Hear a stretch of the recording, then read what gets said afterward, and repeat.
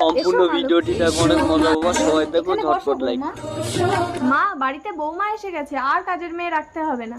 এই অনেকদিন থেকে আমাদের বাড়িতে কাজ করে বৌমা। এই বউকে না তাড়ালে এই বাড়িতে আমার কাজ থাকবে না, দাঁড়া ব্যবস্থা করছি।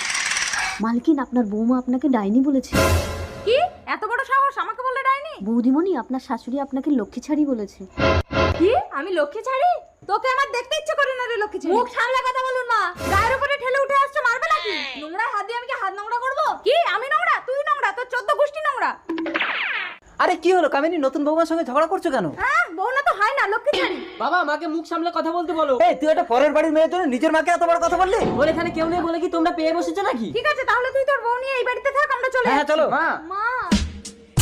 মালকিন চলে গেলে আমাকে তো আর এই বাড়িতে রাখবে না।